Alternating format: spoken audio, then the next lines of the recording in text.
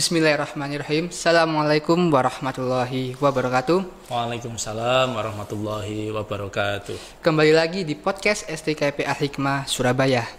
Nah, pada podcast kali ini kita akan membahas salah satu peristiwa, salah satu kejadian yang sangat bersejarah bagi kemerdekaan bangsa Indonesia. Seperti yang kita tahu, tanggal 28 Oktober tahun 1928 diperingati sebagai salah satu peristiwa Sumpah Pemuda, di mana para generasi muda berkumpul untuk mendeklarasikan 3 poin penting yang dihasilkan. Yang pertama, bangsa Indonesia mengakui bahwa para pemuda mengakui bahwa mereka bertanah yang satu, tanah air Indonesia.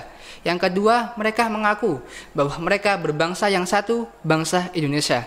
Dan yang ketiga, mereka mengakui bahwa bahasa yang satu adalah bahasa Indonesia. Oleh karena itu, kita juga melihat maju ke depan sebagai generasi muda, sebagai generasi milenial ataupun generasi Z yang kita kenal saat ini memiliki peranan yang penting.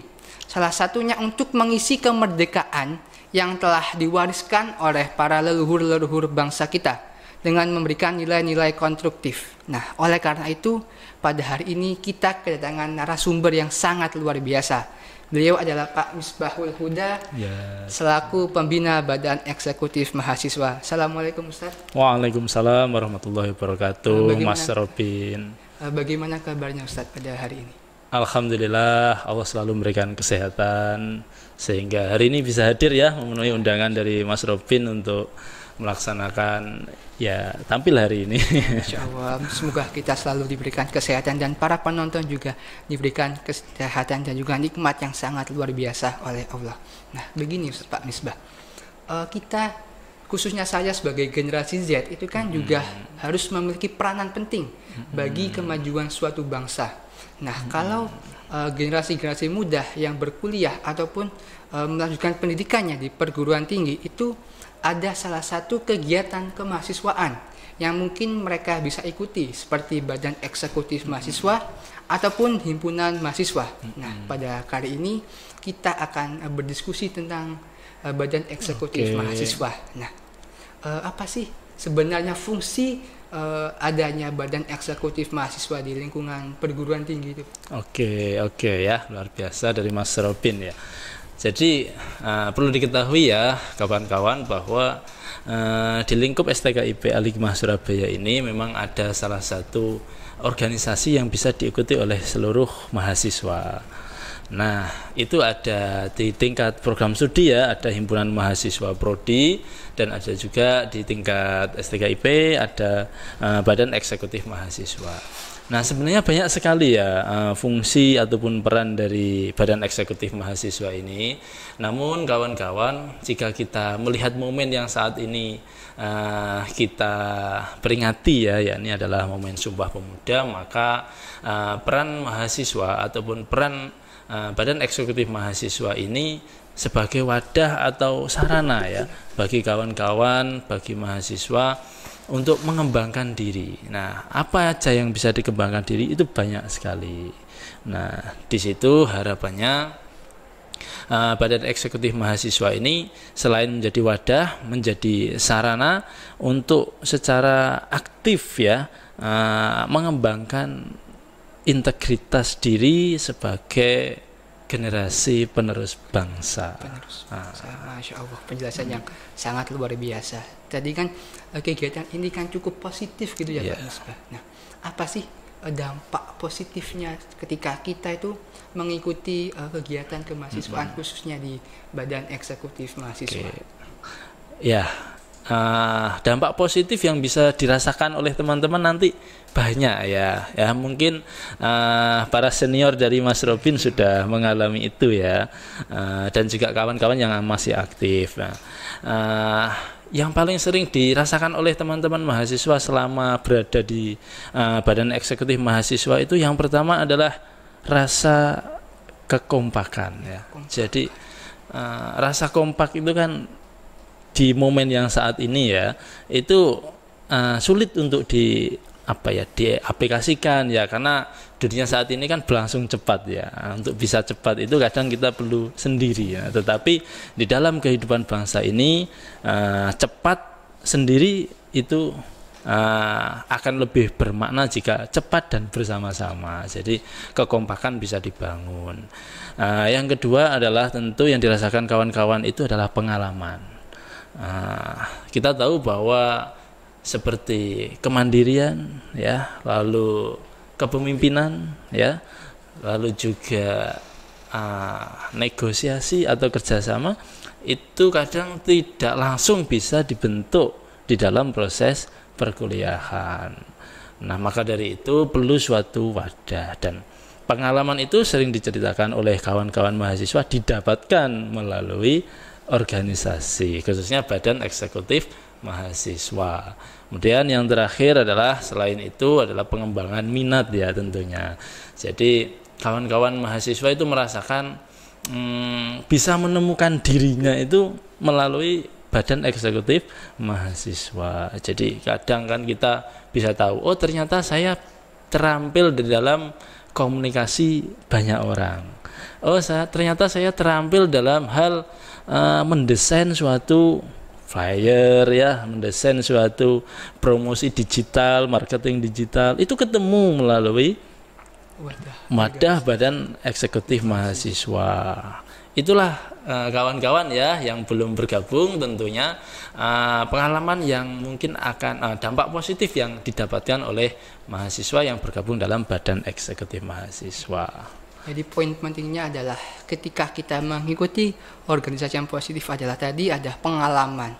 Seperti yang kita tahu bahwa guru terbaik adalah sebuah pengalaman, dan pengalaman itu bisa kita cari, bisa kita dapatkan dengan mengikuti kegiatan-kegiatan yang positif. Salah satunya tadi dengan bergabung di dalam badan eksekutif mahasiswa, dan juga poin-poin yang lain. Jadi aktivitas-aktivitas ini akan juga membangun kesadaran kita tentang kemampuan kita ini bisa kita gali. Seperti tadi yang bisa dikatakan, mungkin kita juga bisa tahu, oh ternyata saya kemampuannya dibicara dengan banyak orang.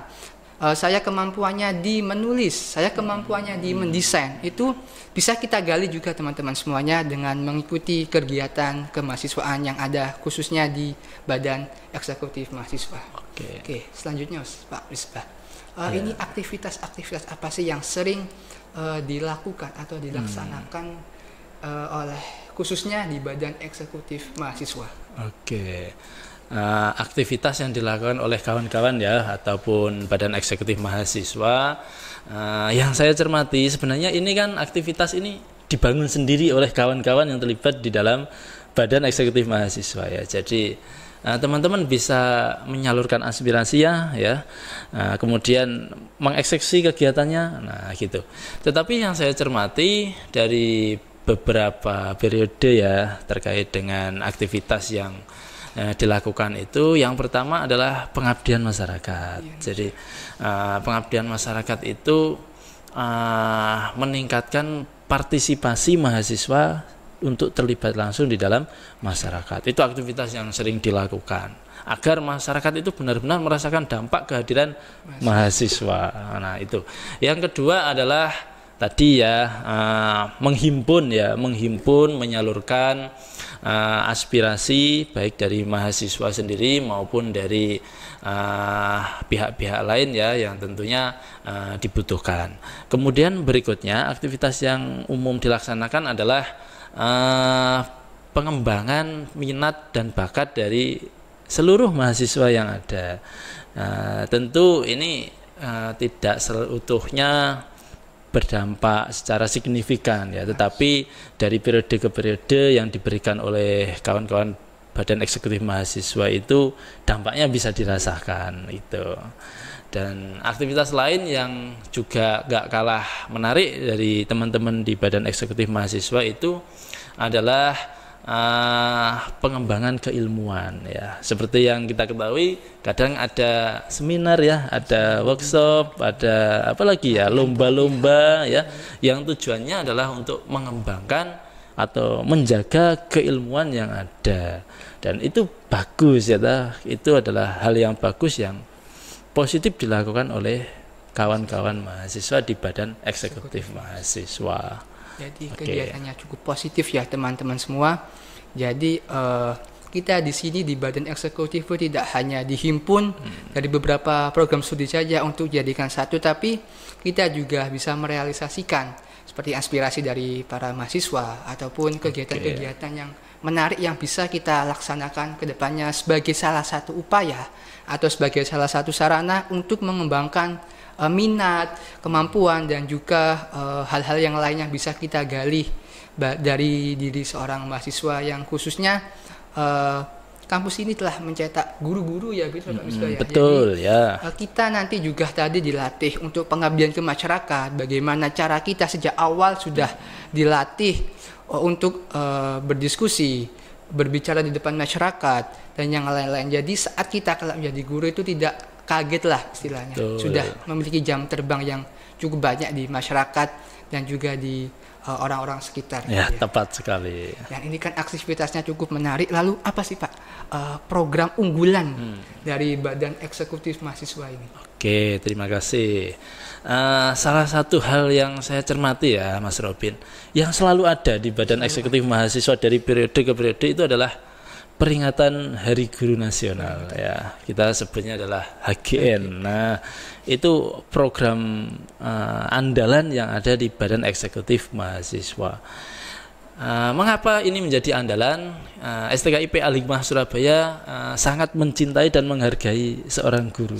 Ya, jadi momen HGN itu merupakan kesempatan bagaimana bentuk mahasiswa ini sudah menghargai kehadiran seorang guru, sehingga di momen HGN itu ada lomba, ada apresiasi, ada seminar atau workshop yang memang ditujukan pesertanya ya untuk calon guru, untuk para guru. Nah, itu yang pertama ya. Yang kedua, program unggulan kita atau andalan kita adalah ada di Pembaharu ya. Jadi Pembaharu itu pembekalan mahasiswa baru, dan tentunya ini mungkin sudah ada di setiap kampus ya, tetapi mungkin pelaksanaannya yang berbeda. Istilahnya mungkin juga kita sering mendengarnya kan PKKMB. Nah, betul. Karena ini kita ingin membentuk para guru ya yang sejak semester 1 bisa terampil dan siap untuk terjun di sekolah, maka Pembaharu di sini memang kita desain berbeda. Mungkin yang tertarik maka cobalah untuk masuk ya supaya bisa mengikuti Pembaharu ya. Daftar di STKIP Al-Hikmah Surabaya. Di tahun depan ini mungkin sudah dibuka, bisalah teman-teman bergabung gitu di Badan Eksekutif, dan paling awal kita adalah mendaftar dulu di kampus baru kita bisa mengikuti Badan Eksekutif Mahasiswa. Ya, tepat sekali. Banyak sekali di program-program dan juga pengalaman-pengalaman yang menarik yang bisa teman-teman dapatkan. Oke, ya. Oke, jadi tadi kan ada Hari Guru dan juga Pembaharu ya. gitu ya. Boleh dong di-spill tanggal Hari Gurunya kapan? Ini kan masih di bulan Oktober kan. Ya. Hari Guru yang kita tahu itu kan di bulan November. Itu, boleh tadi spill ke teman-teman, mungkin ada yang mau ikut, ada yang mau berpartisipasi gitu. Oke ya teman-teman, khususnya para bapak ibu guru ya yang melihat ini, kita membuka lomba untuk bapak ibu guru termasuk ya. Flyernya sudah ada, sudah disebarluaskan. Bapak ibu bisa membuka di website STKIP Al-Hikmah Surabaya ada, yang alamatnya dari Hikmah University ACID. Di sana akan dapatkan informasi bagaimana pelaksanaan peringatan Hari Guru tahun 2023 ini dilaksanakan, dan momen puncaknya ada di tanggal 25 November 2023. Cukup mudah sekali cara kita melihat informasi, kan sudah era digital, kita juga harus melek akan adanya teknologi. Betul. Tidak harus melihat seperti tahun-tahun kemarin mungkin kesusahan saat kita memperoleh informasi gitu ya. Di IG kita juga sudah ditampilkan, ada ya IG HGN atau IG @Hikmah University. Nah, jangan lupa ya diikuti dan juga dibagikan informasi-informasi yang cukup bermanfaat ini bagi pengalaman dan juga hal-hal baru untuk teman-teman semuanya. Oke. Selanjutnya Pak, dengan adanya BEM ini kan perannya kan mungkin yang terasa kan cuma di kampus saja gitu ya. Lalu apa sih peranan Badan Eksekutif Mahasiswa ini khususnya di lingkungan masyarakat gitu, agar secara lebih luas terasa gitu adanya organisasi ini? Ya, maka dari itu ya kita kan pada intinya gimana kita dirasakan langsung ya, keberadaan kita dirasakan langsung oleh masyarakat. Maka dari itu jika teman-teman mencermati IG dari Badan Eksekutif Mahasiswa, maka kita akan bisa menjumpai beberapa aktivitas ya, mulai dari apa ya namanya ya, kita sebutnya mengajar, kampus mengajar. Jadi itu kita membantu para masyarakat di sekitar kita yang belum merasakan pendidikan secara ideal ya. Jadi kita langsung terjun dan membantu itu. Itu sangat luar biasa itu peran-perannya dari Badan Eksekutif Mahasiswa. Jangan lupa ya nanti follow IG Badan Eksekutif Mahasiswa dan juga IG yang lainnya juga. Nah, tadi kan sudah dijelaskan ada peranan, ada dampak positif, ada fungsinya juga. Ini kan mungkin sebagai salah satu pertanyaan bagi masyarakat banyak atau teman-teman semuanya. Jadi apa sih tantangan atau mungkin hal-hal yang kita lalui saat bergabung ke dalam Badan Eksekutif Mahasiswa? Ya benar ini ya. Jadi tantangan yang dihadapi ya, secara umum ya tantangan yang dihadapi itu ada dua sebenarnya Mas Robin ya. Yang pertama adalah globalisasi ya tentu, dan yang kedua adalah teknologi. Seperti yang kita tahu banyak organisasi yang saat ini itu bukan mengarah ke tentang ideologi ya, tetapi ke profesi. Nah, maka Badan Eksekutif Mahasiswa STKIP Al-Hikmah Surabaya itu diharapkan bisa menjawab dua tantangan itu, baik dari faktor ideologi maupun profesi. Nah, maka dari itu kita harus sanggup dalam memposisikan diri untuk menghadapi globalisasi dan teknologi. Jangan sampai kita terlena dengan dua hal itu, termasuk Badan Eksekutif Mahasiswa. Itu adanya perkembangan zaman, kita juga harus mengikuti apa yang ada saat ini. Jadi jangan stagnan di satu tempat aja, tapi kita harus mau berproses dengan keadaan yang ada. Jangan sampai kita tergerus akan zaman. Mungkin ini penutup dari saya, dan mungkin ada closing statement yang akan disampaikan oleh Pak Misbah. Saya ya? Iya. Ya, untuk seluruh pendengar podcast STKIP Al-Hikmah Surabaya, sekali lagi momen peringatan Sumpah Pemuda itu harus kita sikapi dengan cara yang benar, cara yang tepat pada semua diri kita ya. Yang pasti ada prinsip yang seharusnya kita pegang, yakni yang pertama adalah cinta tanah air ya, cinta tanah air kita, cinta bangsa kita. Yang kedua adalah kerelaan kita untuk berkorban. Nah, khususnya para guru ya ataupun calon guru, baik berkorban waktu ya untuk putra didik kita ya, korban tenaga untuk layanan bimbingan atau konseling kita ya, lalu banyak hal ya yang guru korbankan, biasanya seperti itu. Kemudian yang ketiga adalah kita pegang prinsip kerjasama ya. Ingat bahwa kita dalam bermasyarakat maka tidak terlepas dari kerjasama. Dan yang terakhir adalah tentang semangat untuk gotong royong. Gotong royong apa? Gotong royong dalam membangun bangsa kita ini. Kita sendiri, kita seorang guru hanya sendiri, maka kita bukan hal yang apa-apa ya. Tetapi kalau kita sebagai seorang guru kemudian bergotong royong sesama guru, sesama berkaitan dengan pihak-pihak lain, maka tentu semangat ini akan membangun bangsa kita ini. Kuncinya di kegiatan gotong royong itu teman-teman semua, karena dengan adanya gotong royong hal yang berat pun bisa menjadi ringan. Seperti yang pada tahun-tahun sebelum era kemerdekaan itu juga kita lihat para pahlawan, para orang-orang terdahulu dengan bersusah payah, dengan gotong royong mereka mempertahankan kemerdekaan ini. Dan 3 poin penting kita sebagai generasi muda adalah, yang pertama, kita adalah generasi penerus bangsa atau agen investasi di masa depan. Lalu yang kedua, kita adalah agen dari sebuah perubahan yang akan datang. Dan yang ketiga, kita adalah pengatur dari skala sektor lini kehidupan.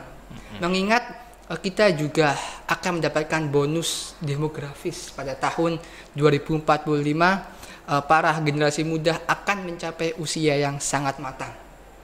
Nah, mungkin penutup dari saya ada salah satu ungkapan dari salah satu pahlawan kita, Bapak Proklamator kita. Beliau pernah berkata, berikan aku 1000 orang tua, niscaya akan kucabut Semeru dari akar dan karena, dan berikan aku 10 pemuda, niscaya akan kuguncangkan dunia. Maka peran pemuda itu sangatlah penting bagi kehidupan suatu bangsa. Oke. Mungkin itu yang bisa kita diskusikan Pak pada kesempatan podcast yang sangat berbahagia ini. Terima kasih Mas Robin. Terima kasih Pak atas kehadirannya pada kesempatan kali ini. Buat teman-teman jangan lupa like, comment, and share video kali ini dan semoga bermanfaat bagi kita semuanya. Saya akhiri. Wassalamualaikum warahmatullahi wabarakatuh. Waalaikumsalam warahmatullahi wabarakatuh.